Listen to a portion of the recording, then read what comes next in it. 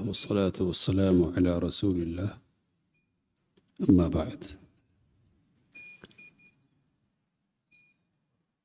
صحابہ کرام رضوان اللہ تعالی علیہم اجمعین کی سیرت کا جو ہفتہ واری سلسلہ چل رہا ہے، اس کی پچھلی 4 کڑیوں میں خلیفہ اول سیدنا ابو بکر الصدیق رضی اللہ تعالی عنہ کے سلسلے میں ہماری گفتگو ہوتی رہی ہے۔ پچھلی کڑی میں حضرت ابو بکر کی خلافت اور خلافت کے بعد ان کے ایک اہم اقدام سے متعلق بات ہوئی۔ یہ اقدام حضرت اسامہ بن زید رضی اللہ تعالی عنہما کی سپہ سالاری میں ایک لشکر کو روانہ کرنا تھا۔ نبی صلی اللہ علیہ وسلم نے اپنی وفات سے پہلے اس لشکر کو تیار کر دیا تھا، اور صلی اللہ علیہ وسلم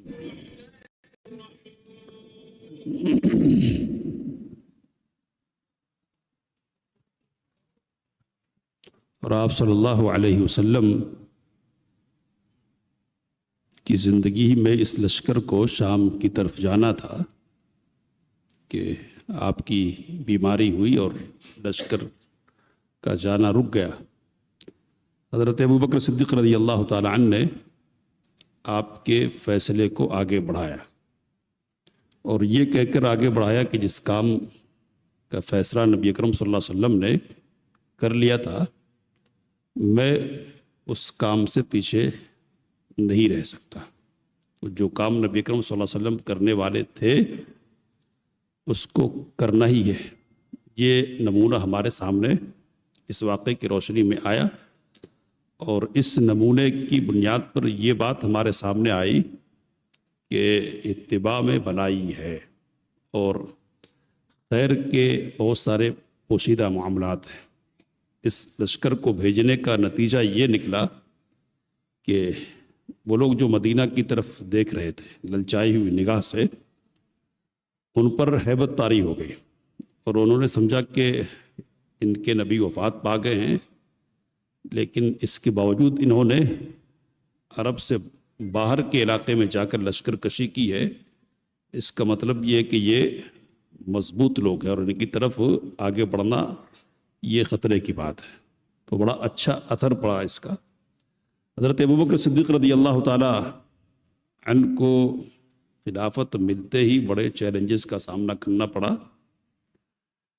ان میں ایک چیلنج ارتدادنے کی، وہ رسول اللہ صلی اللہ علیہ وسلم کو زکوٰۃ کے طور پر دیتے تھے، اور اب دینے کے لیے تیار نہیں ہوں گے تو میں ان سے لڑوں گا۔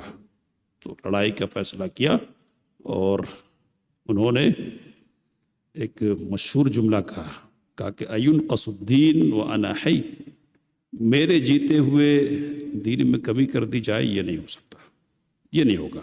اور حضرت ابو بکر صدیق، حضرت عمر فاروق رضی اللہ تعالی عنہ چونکہ اس رائے کے مخالف تھے، تو ان کی داڑھی پکڑ کر کہا کہ اجبار فی الجاہلیہ جبان فی الاسلام، کہ زمانے جاہلیت میں بڑے مضبوط بنتے تھے اور اسلام میں بزدلی کا مظاہرہ کرتے ہو۔ حضرت عمر فاروق رضی اللہ تعالی عنہ کہتے ہیں کہ بات مختصر یہ تھی کہ ابو بکر کا سینہ اللہ نے اس مسئلے کے لیے کھول دیا تھا، ہم وہاں تک نہیں پہنچ سکے تھے۔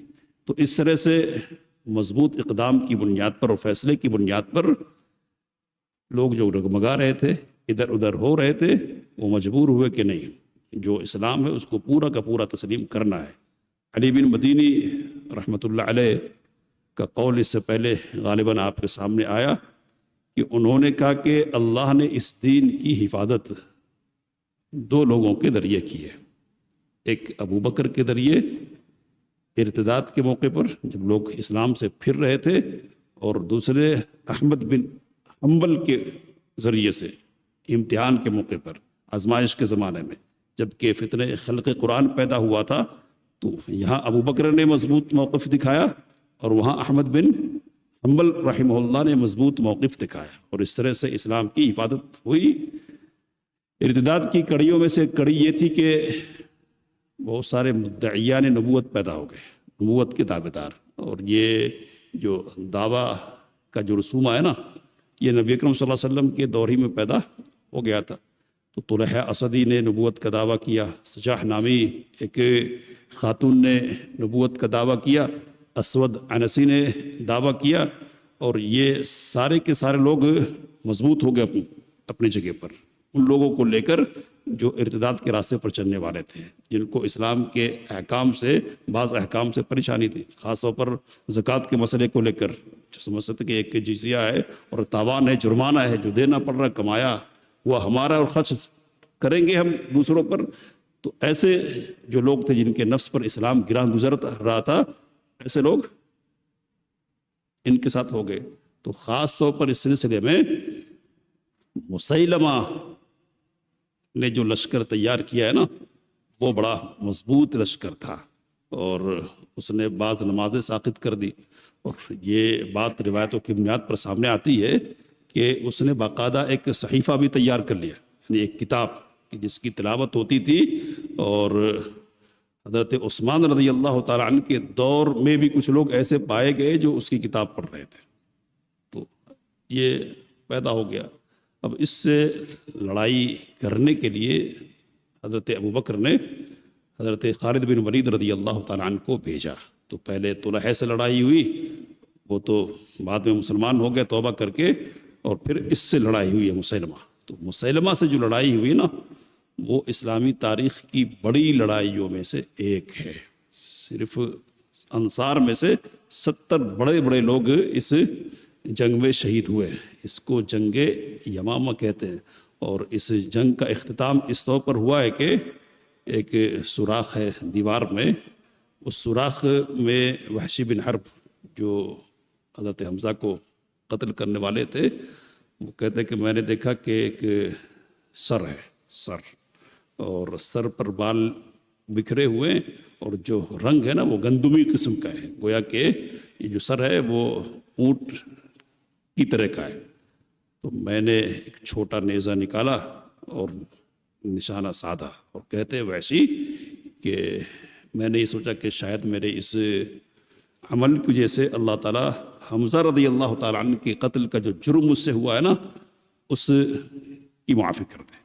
تو میں نے نیزہ مارا اور وہ اپنی جگہ پر رہ گیا، اور پھر ایک انصاری نوجوان نے چڑھ کر اس کا کام تمام کر دیا۔ یہ بڑی خطرناک لڑائی تھی، اور اس میں بڑے بڑے صحابہ کرام رضوان اللہ تعالیٰ علیہم اجمعین شہید ہوئے، اور ایک موقع ایسا بھی آیا کہ صحابہ کے قدم ڈگمگانے لگ گئے۔ تو اس موقع پر حضرت ثابت بن قیس رضی اللہ تعالیٰ عنہ جو نبی اکرم صلی اللہ علیہ وسلم کے خطیب تھے، تو انہوں نے بہادری کا مظاہرہ کیا اور لوگوں کو ابھارا کہ کدھر جا رہے ہو، کدھر؟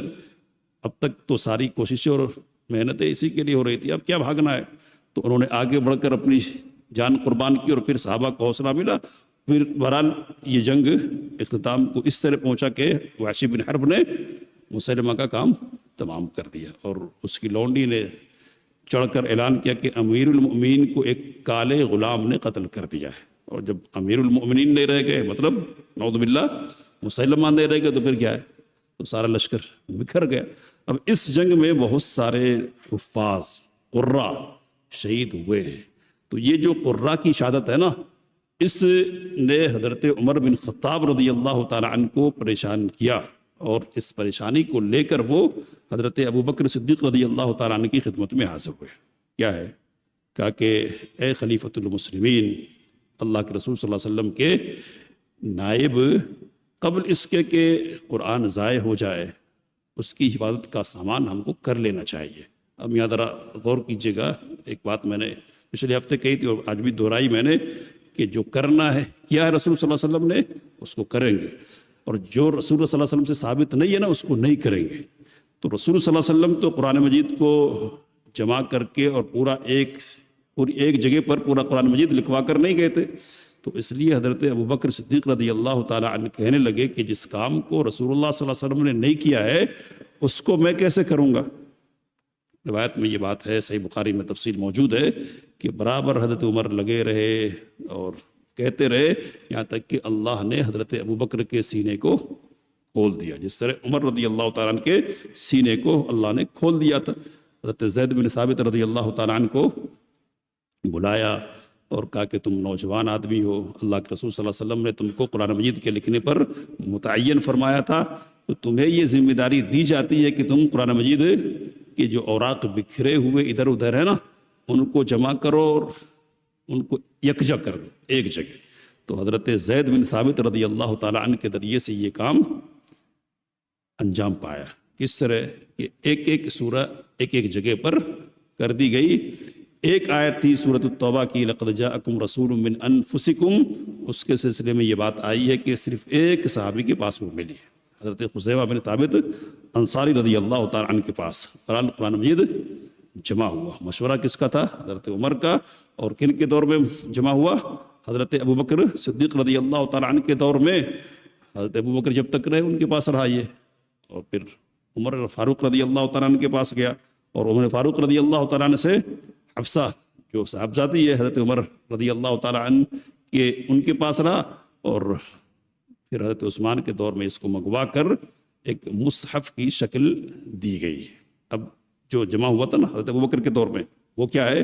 وہ صحیفے کی شکل میں. صحیفے کا مطلب یہ کہ ایک ایک سورہ الگ الگ ہے ایک ساتھ، لیکن اس سے الگ الگ صورتوں کی شکل میں. ایک قرآن کی شکل میں کس نے جمع کیا ہے؟ تفصیل انشاءاللہ ہمارے سامنے آئے گی. وہ حضرت عثمان رضی اللہ تعالیٰ. تو اس کی کیا مناسبت ہوئی ہے انشاءاللہ اس پر گفتگو کریں گے. اب یہاں جو بات کرنے کی ہے وہ کیا ہے کہ جو کام رسول اللہ صلی اللہ علیہ وسلم نے نہیں کیا ہے اس کو حضرت ابوبکر نے اور حضرت عمر فاروق رضی اللہ تعالیٰ نے کیسے کیا، کیوں کیا. تو یہ اور اس طرح کے جو کام ہیں کہ جو رسول اللہ صلی اللہ علیہ وسلم کے دور میں نہیں ہو سکتے تھے، چھوڑ دیا گیا ہے، ایسے کاموں کو کہتے مصالح مرسلہ، یعنی ایسی چیزیں کہ مصلحت کی چیزیں کہ جن کو چھوڑ دیا گیا ہے ان کو کیا جائے تو شریعت کی کسی قسم کی خلاف ورزی نہیں ہوگی، بلکہ شرعی طور پر کوئی نہ کوئی بھلائی حاصل ہوگی. تو یہاں صورتحال کیا ہے؟ وحی اتر رہی ہے، نبی کرم صلی اللہ علیہ وسلم پر احکام اتر رہے ہیں، اور ایسا بھی ہو رہا ہے کہ ایک حکم اترا ہے بعد میں اس کو منسوخ کر دیا گیا ہے. تو اب پہلے ہی دن سے اگر لکھنے کا سلسلہ ہوتا نا تو پھر یہ جو منسوخ ہے نا اس کو الگ کرنا وغیرہ کا مسئلہ رہتا ہے، اور ابھی وحی کے اترنے کا سلسلہ بھی جاری ہے. تو اس لیے قرآن مجید کو یکجا کرنا آسان نہیں تھا. وحی اترتی کہتے کہ اس کو فلاں سورہ کی فلاں جگہ پر رکھو، اس طرح کی صورتحال تھی. نبی اکرم صلی اللہ علیہ وسلم کی موجودگی میں وحی کے نزول کا سلسلہ چونکہ جاری ہے اس لیے یکجا کرنا ممکن نہیں تھا. لیکن اب کیا ہے؟ تو اب وسائل پیدا ہو گئے ہیں، ضرورت پیدا ہو گئی ہے، اس لیے یہ کام کر دیا گیا. اور کس نے کیا یہ؟ تو خلیفہ راشد نے، خلیفہ اول نے. ہم یہ سنتے ہیں نبی اکرم صلی اللہ علیہ وسلم کی حدیث کہ نبی اکرم صلی اللہ علیہ وسلم نے کہا کہ میری سنت کو لازم پکڑنا اور خلفاء راشدین کی سنت کو لازم پکڑنا. یہ سوال ذہن میں آتا ہے کہ کیا رسول صلی اللہ علیہ وسلم کی سنت کے بالمقابل دائیں بائیں خلفاء راشدین کی بھی سنت ہوگی کیا؟ کچھ ایسا ہو سکتا ہے کیا خلفاء راشدین کو بھی یہ حق پہنچتا ہے کہ بنتا ہے کہ وہ کوئی سنت جاری کرے؟ تو سنت جاری کرنا کس کا کام ہے؟ یہ صحابہ کا کام نہیں ہے بلکہ رسول اللہ صلی اللہ علیہ وسلم کا کام ہے. تو خلفاء کی سنت کا مطلب کیا ہے پھر؟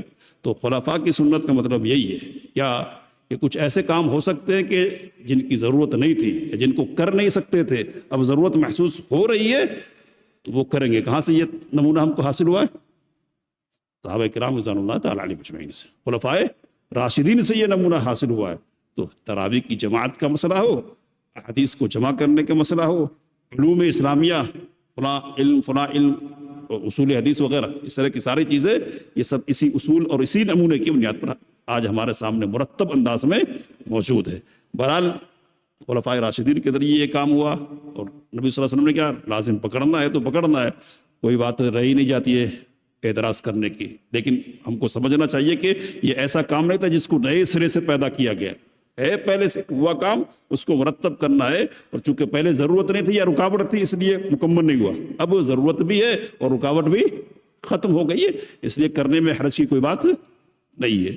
حضرت ابوبکر صدیق رضی اللہ تعالی عنہ کا دور خلافت 2 سال کچھ مہینے پر مشتمل ہے، اور یہ بات ہم دیکھ سکتے ہیں کہ مکمل طور پر کیا یہ انتشار سے بھرا ہوا ہے۔ تو داخلی امور پر توجہ دینے اور پھر باہر بہت زیادہ نکلنے کا موقع تو نہیں ملا، لیکن ان کے دور میں ایران سے لڑائی کا آغاز ہو گیا تھا، روم والوں سے بھی لڑائیاں ہوئی اور فتوحات بھی حاصل ہوئی ہے، تو فتوحات کا دائرہ بھی چلتا رہا۔ 63 سال کی عمر میں 2 سال 225 سال کی خلافت کے بعد حضرت ابوبکر صدیق رضی اللہ تعالی عنہ کا انتقال اس طور پر ہوا کہ جو انتشار پیدا ہو گیا تھا نا، حضرت ابوبکر نے اپنی فراست، اپنی مضبوطی اور اپنی جرأت کی بنیاد پر سارے انتشار کو ختم کر دیا۔ اور یہ کہنا چاہیے کہ اب حضرت عمر کے حوالے جو دیا جا رہا نا نظام، وہ نظام بہت حد تک کیا ہے مضبوط ہے۔ اس لیے ہم یہ دیکھیں گے کہ حضرت عمر کے دور میں پھر سر پر دوڑ رہا ہے اسلام، ایران ختم، روم تباہ، ہر طرف اسلامی اسلام ہے۔ تو مضبوط کرنے والا اور حفاظت کرنے والا اصل میں کون ہے؟ حضرت ابوبکر صدیق رضی اللہ تعالی عنہ ہیں۔ بات ختم کر رہا ہوں میں کہ وفات کے قریب کا زمانہ ہے، حضرت انس بن مالک رضی اللہ تعالی عنہ حاضر ہوئے، گھر پہ نظر ڈال رہے ہیں ایسا کیا ہے کیا نہیں ہے، تو حضرت ابوبکر نے کہا کہ ذرا اچھی طرح دیکھ لو، ذرا اچھی طرح دیکھ لو۔ تو دیکھا تو کیا ہے، تو ایک خادم ہے، ایک پیالہ ہے اور ایک دودھ دہنے کا برتن ہے۔ کل اثاثہ مسلمانوں کے خلیفے کا، پہلے خلیفے کا یہی ہے، اور ان کے سلسلے میں بھی حکم کیا ہے، تو کہا کہ میرے انتقال کے بعد عمر کے حوالے ان چیزوں کو کر دینا۔ وفات ہو گئی، حضرت عمر رضی اللہ تعالی عنہ تک ان چیزوں کو پہنچایا گیا، تو حضرت عمر خود دنیا سے بیزار اور دور رہنے والے، وہ کہہ رہے کہ ابوبکر آپ نے بعد والوں کا کام بہت مشکل کر دیا ہے، آپ نے بعد والوں کو مشقت میں ڈال دیا ہے۔ اور عبرت اور نصیحت کی بات یہ بھی ہمارے لیے، سیدہ عائشہ رضی اللہ تعالی عنہ کہتی ہیں کہ کہنے لگے ابوبکر کہ میری 2 چادریں ہیں نا، ان کو اچھی طرح دھو دینا اور انہی میں مجھے کفنانا۔ نئے کپڑے کی ضرورت کس کو ہے؟ تو کہا کہ مردوں کو ضرورت نہیں ہے، زندوں کے لیے وہ مناسب ہے۔ یہ حضرت ابوبکر ہیں جن پر یہ الزام لگایا تھا کہ انہوں نے غداری کی۔ کس کے ساتھ غداری کی؟ آل رسول کے ساتھ غداری کی۔ تو غداری کر کے کیا کیا؟ دنیا کمایا؟ کیا کمایا گیا؟ ذرا سوچئے، عقل بھی تو کچھ کام کرتی ہے نا۔ اگر غداری ہوتی، دنیا بنایا جاتا، کچھ نمونے ہوتے دنیا کے، تو کہتے کہ چلو اپنے لیے کیا تھا، لیکن اپنا کچھ نہیں تھا۔ یہاں جو کچھ کیا وہ رسول اللہ صلی اللہ علیہ وسلم کے اسوے کی بنیاد پر ہے۔ اور بات مختصر یہ کہ جو کیا ہے رسول صلی اللہ علیہ وسلم نے وہی کریں گے، اور جس کو رسول صلی اللہ علیہ وسلم نے نہیں کیا ہے اس کو نہیں کریں گے۔ اللہ سے دعا کہ باتوں کو سمجھنے سے کام لینے کی توفیق عطا فرمائے۔ آمین۔ وآخر دعوانا الحمدللہ رب العالمین۔